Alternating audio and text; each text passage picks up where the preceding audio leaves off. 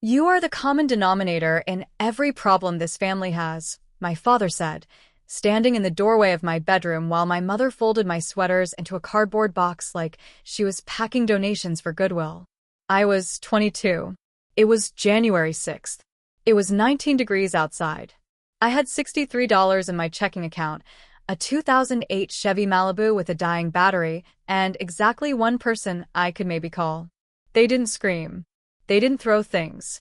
That almost would have been easier. They were calm, decided, unified. When a family agrees on who the problem is, they don't need to raise their voices. They just remove you.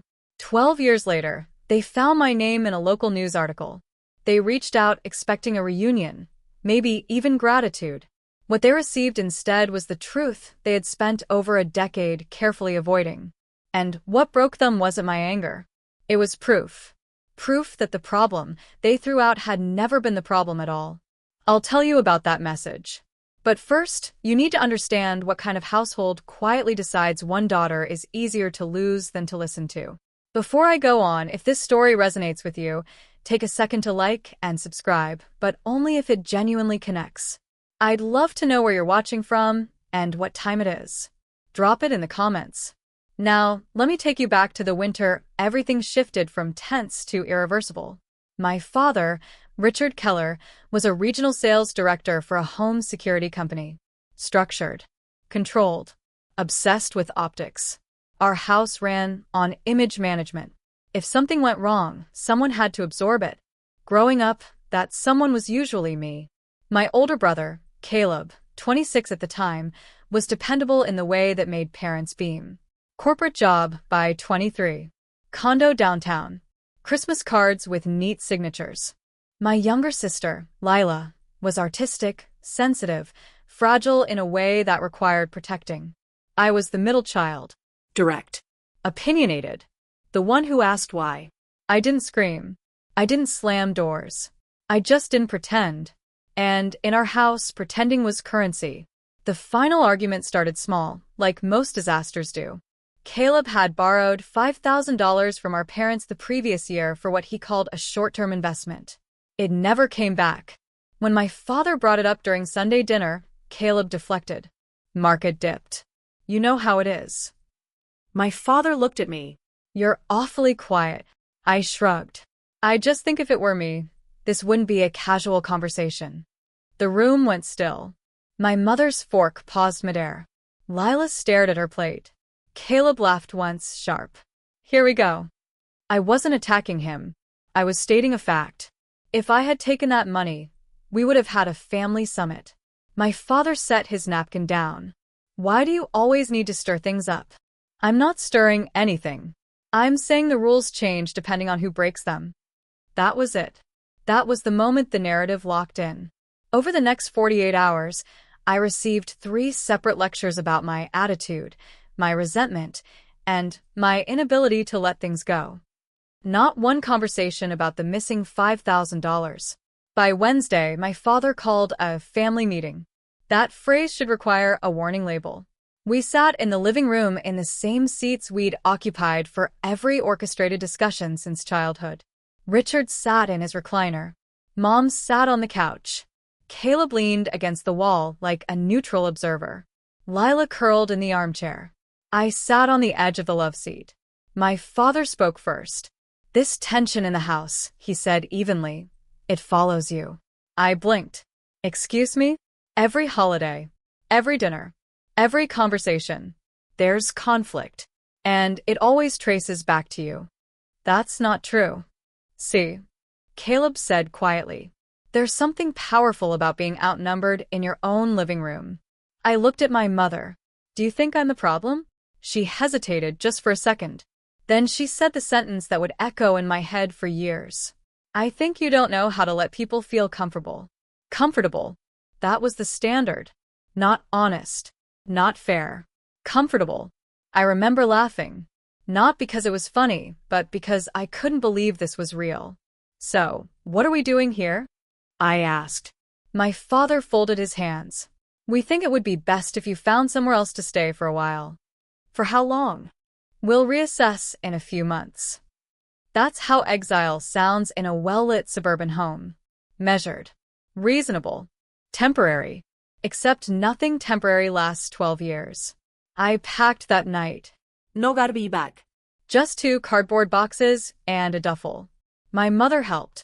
She kept saying, "This isn't forever." Caleb stayed upstairs. Lila cried, but she didn't say anything. When I carried the last box to my car, my father stood in the driveway with his arms crossed. "You need to work on yourself," he said. "I've been working on myself my whole life." "Then try harder." I drove away without slamming the door. I didn't cry until I hit the first red light.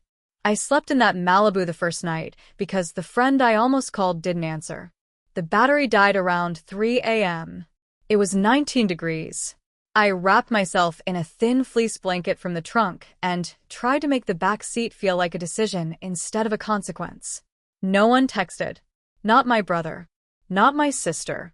Not my mother. At 8:12 a.m., my father sent one message.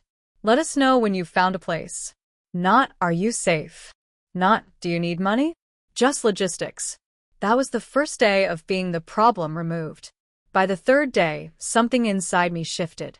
When enough people repeat the same story about you, you start to question your own memory. Was I sharp? Was I difficult? Was I exhausting? Or was I just unwilling to pretend everything was fine? The answer didn't come that winter. It came 12 years later. And when it did, it didn't just clear my name. It shattered theirs.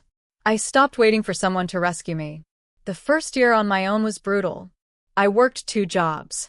I slept in a tiny room above a mechanic's garage that smelled like oil and rust.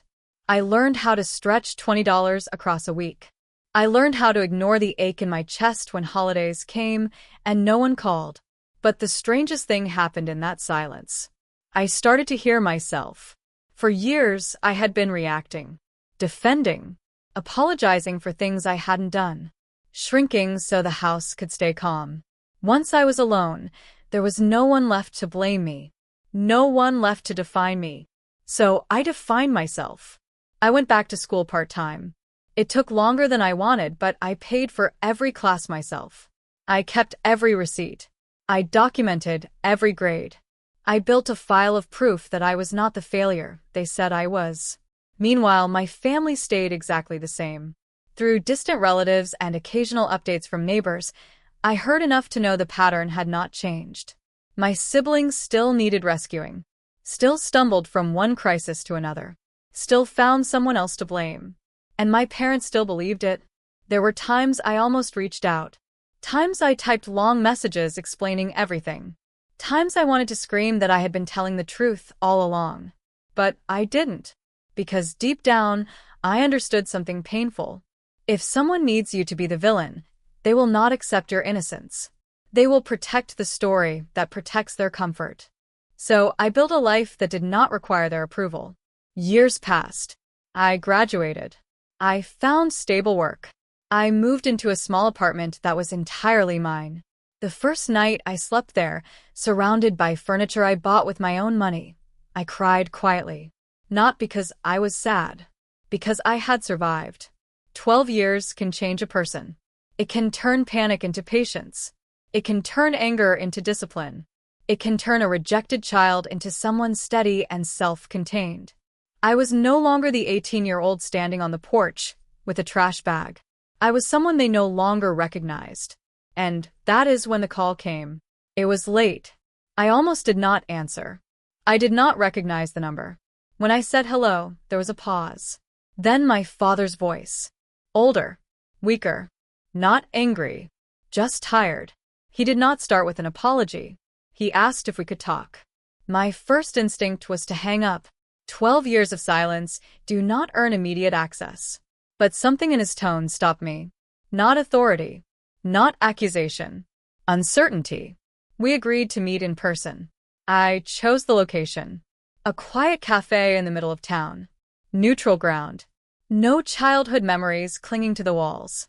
No old roles waiting to snap back into place. When he walked in, I barely recognized him. Time had folded his shoulders inward.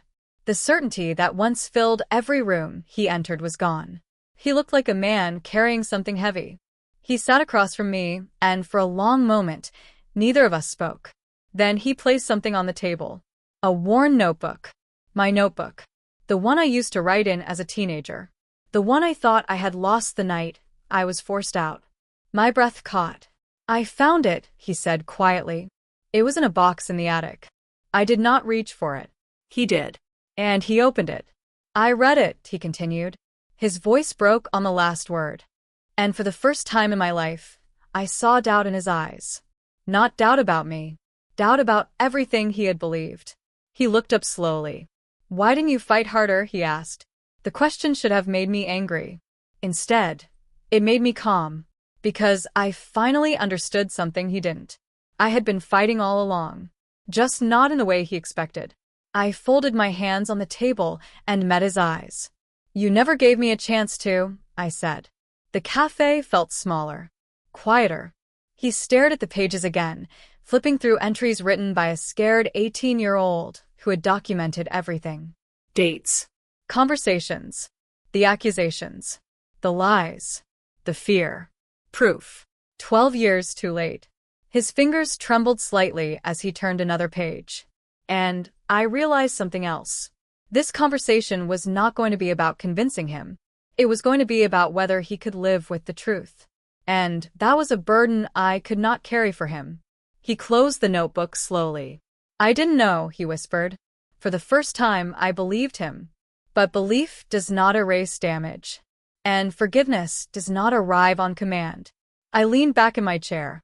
"You didn't ask," I replied softly. He flinched. And in that moment, the story he had told himself for 12 years began to collapse. Not because I yelled. Not because I demanded revenge. But because the truth was sitting between us, written in ink that had never changed. And now he had to decide what to do with it. My father didn't argue. That was new. For most of my childhood, disagreement meant escalation. Volume. Certainty. Final decisions delivered like verdicts. But now he just sat there, staring at the notebook as if it might say something else if he looked long enough. "I trusted the wrong person," he said finally.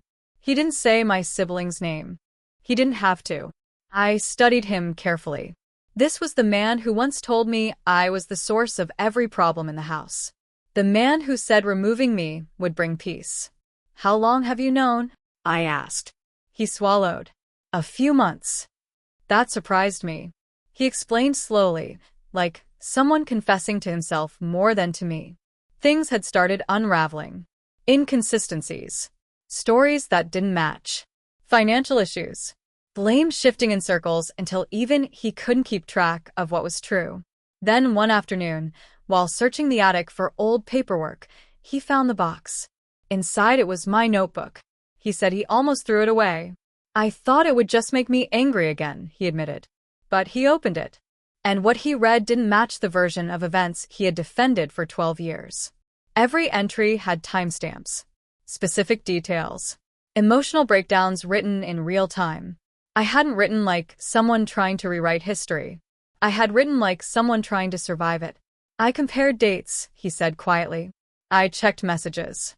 Bank records. Things didn't add up. They never had. But belief is powerful, especially when it protects someone you don't want to see clearly." "So, what changed?" I asked. He looked at me directly for the first time since sitting down. I ran out of excuses. The honesty landed heavily between us. For years, he had chosen the easier narrative. One child difficult. The other struggling but innocent. Remove the difficult one and the household stabilizes. Except it hadn't. He admitted the house never felt peaceful after I left. There was just silence. Tension redirected. Blame redistributed. Eventually, even he became the target. And that was when doubt crept in. I didn't feel triumph listening to him. I felt tired. "You let me carry that alone," I said. It wasn't an accusation. It was a fact. He nodded slowly. "I know." Outside the cafe window, people walked past, unaware that 12 years of distortion were being dismantled at a small table near the corner. "I can't change what I did," he continued. "But I can admit I was wrong. The words should have felt victorious. Instead, they felt complicated. Because being proven right doesn't restore 18-year-old versions of yourself. It doesn't warm freezing nights. It doesn't undo years of wondering if maybe you really were the problem. Why now? I asked. His jaw tightened. Because everything is falling apart. There it was. Not just guilt. Consequence. My siblings' pattern had escalated. Legal trouble. Debt. Broken relationships. Extended family stepping back after years of manipulation. And suddenly, the role of problem child no longer fit me. Reality had caught up. I thought if I admitted it, he said carefully, maybe we could start again. Start again. As if relationships were reset buttons. I took a slow breath. I don't hate you, I said honestly. But I don't trust you. He absorbed that without defense. That's fair, he replied. Another long silence settled between us, but it wasn't hostile. It was reflective. For the first time, we were two adults speaking without roles assigned. He pushed the notebook toward me. You should have this back. I hesitated before touching it. That notebook had once been my only witness. Now it was evidence that had finally done its job. I slid it into my bag. I didn't come here to punish you, I said. But I'm not coming back to who I was either. He nodded again. I wouldn't ask you to. And in that moment, I realized something important. The truth hadn't broken him because I exposed it. It broke him because he had to confront the version of himself that chose comfort over fairness. And that kind of reckoning doesn't come from anger. It comes from clarity. As we stood to leave, he looked smaller than I remembered. Not weak. Just human. Can I call you sometime? He asked. I didn't answer immediately. 12 years had taught me patience, boundaries, self-preservation. You can, I said finally, but understand something. He waited. I built my life without you. If you're in it now, it's by invitation, not obligation. He nodded slowly. I understand. For the first time, I think he truly did. But the story wasn't finished yet. Because admitting the truth in a cafe is one thing. Facing it at home is another. And the real collapse was still coming. I didn't hear from him for a week. Part of me expected the silence. Confession can feel powerful in the moment. Living with it afterward is different. Then the second call came. This time, I recognized the number. I told everyone, he said without greeting. Everyone. Extended family. Close family friends. The same people who had slowly distanced themselves from me 12 years ago after hearing only one version of the story. I told them I was wrong, he continued. I told them you weren't the problem. I closed my eyes for a second. Reputation is a fragile thing. Once broken, it rarely gets repaired publicly. Most people apologize privately and move on quietly. He hadn't. How did that go? I asked. A long exhale. Not well. Of course not. Admitting you misjudged your own child for over a decade forces other people to question their own silence, their own assumptions, their willingness to accept a convenient narrative. Some were shocked, some defensive, some embarrassed, and some, he admitted, had already suspected something wasn't right. The hardest part hadn't been telling them about me. It had been confronting my sibling. The version of events that had been protected for years couldn't survive direct comparison to facts, dates, records, patterns. When he stopped shielding them, consequences accelerated. I didn't feel satisfaction hearing that. Just closure. Because I never wanted revenge. I wanted reality. Why are you telling me all this? I asked gently. So, you know I'm not just saying it to you, he replied. I'm correcting it everywhere. That mattered more than he realized. For 12 years, I had been a quiet absence in rooms where my name had been spoken with disappointment. Now correction was echoing through those same spaces. We met again a month later. This time, there was less tension. He looked different. Not crushed. Not defensive. Just reflective. Your mother is struggling with it, he admitted carefully. It's hard for her to accept she chose wrong too. I nodded. Accountability spreads discomfort widely. But I didn't offer to fix that. I wasn't stepping back into the role of mediator. He asked about my life, my work, my home. not as an interrogation but as genuine curiosity. And for the first time, I answered without bracing for criticism. We didn't solve 12 years in a single conversation. We didn't pretend they hadn't happened. Instead, something quieter formed: respect. Not the forced obedience of childhood. Mutual respect between two adults who finally saw each other clearly. Over time, extended family reached out. Some apologized directly. Some awkwardly avoided details but changed their tone. I accepted what felt sincere and ignored what didn't. Healing, I learned, isn't about dramatic reunions. It's about consistency.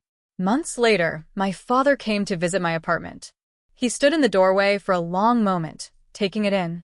The framed degree on the wall, the tidy kitchen, the calm. "You did all this yourself," he said quietly. "Yes," I replied. He nodded slowly, as if absorbing the full weight of that reality. "I was wrong about you," he said. "There was no collapse this time. No dramatic breakdown.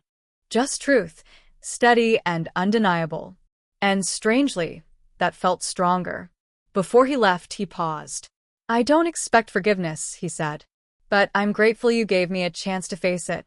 I considered that carefully. Forgiveness isn't a single moment. It's a series of choices. "I'm not angry anymore," I told him. "But I remember." He accepted that without argument. And that's how I knew change was real. Because he didn't try to rewrite it again. 12 years ago, they called me the problem and removed me to restore peace. But the peace they were protecting was built on denial. The truth didn't destroy our family. It exposed what had already been broken. And when everything finally surfaced, I wasn't the one who shattered.